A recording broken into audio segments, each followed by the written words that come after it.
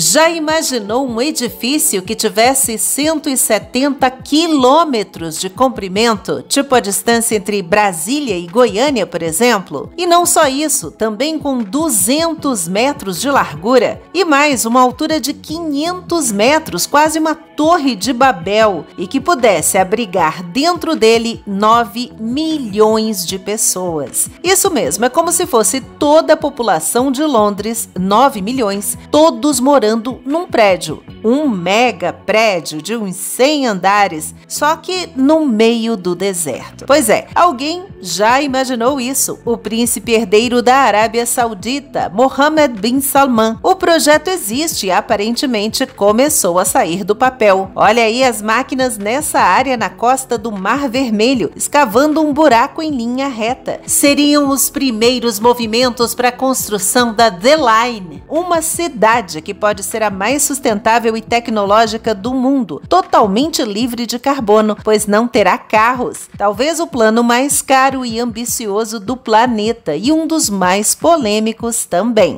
Olá, amigos da história! Esse projeto foi anunciado ao mundo lá em 2017 ainda. E a intenção é que até 2030 a cidade já reúna 1 milhão de pessoas, com a criação de mais de 380 mil empregos e que esteja totalmente concluída até o ano de 2045. Porém, os desafios são muitos e literalmente gigantescos. Mas essa ideia de construir em linha reta é para ocupar apenas 5% da área que uma cidade convencional ocuparia, garantindo assim a conservação da natureza no entorno, gerando menos impactos. Com essa altura aí de 500 metros, construídos em vários blocos verticais, além de espaços abertos com jardins suspensos e de passarelas, ligando a cidade na largura de um lado a outro, a promessa é de que os moradores consigam chegar a pé em até 5 minutos em qualquer serviço, qualquer comodidade que eles necessitem,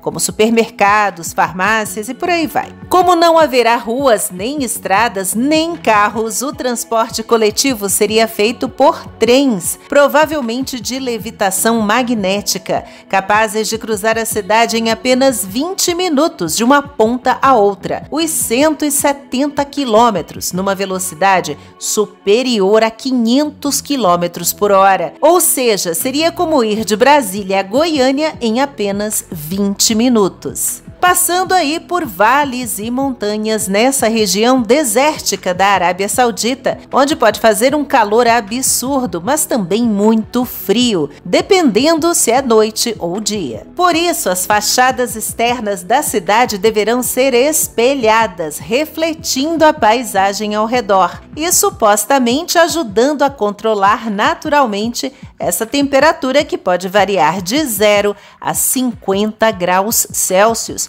Todo o fornecimento de energia seria gerado por fontes renováveis, possivelmente de usinas solares, eólicas e movidas a hidrogênio. E a água, ali no meio do deserto, viria do Mar Vermelho, só que passaria por um processo de dessalinização, quer dizer, o sal seria removido dessa água, que seria filtrada para o consumo.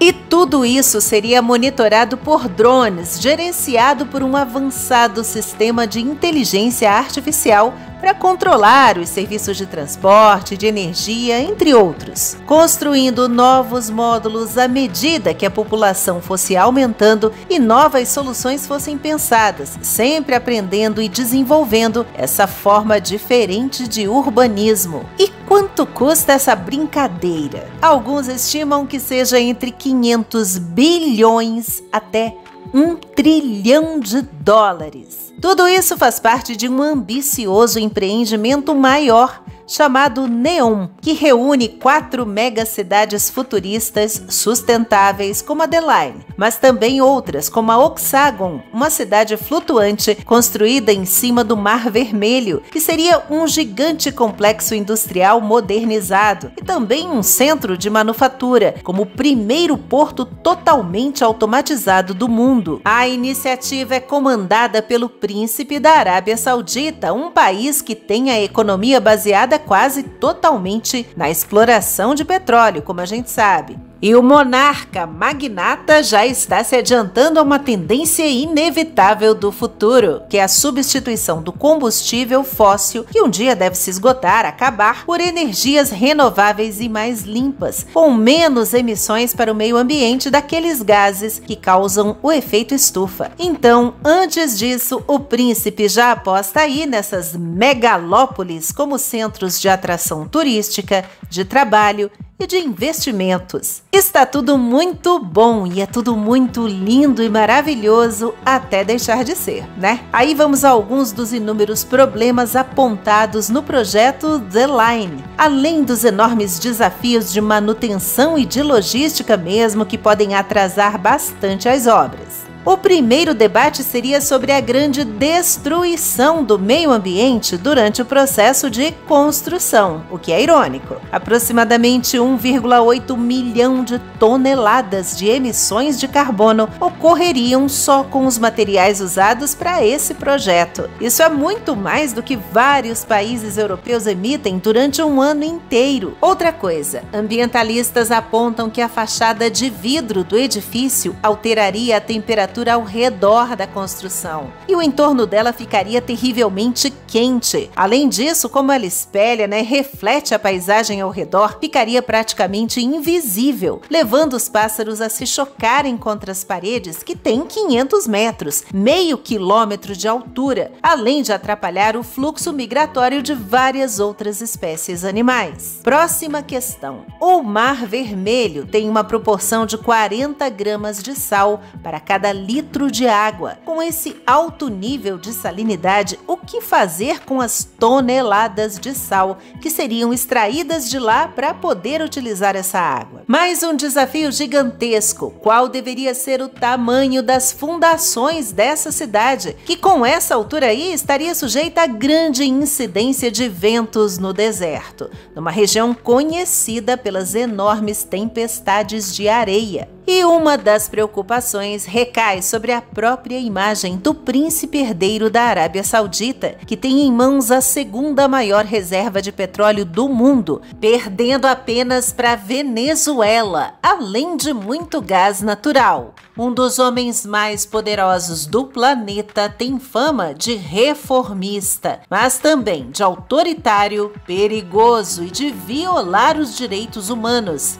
No entanto, os bilhões que ele possui podem mudar para sempre, para o bem ou para o mal, o futuro e a paisagem do país dele e do mundo.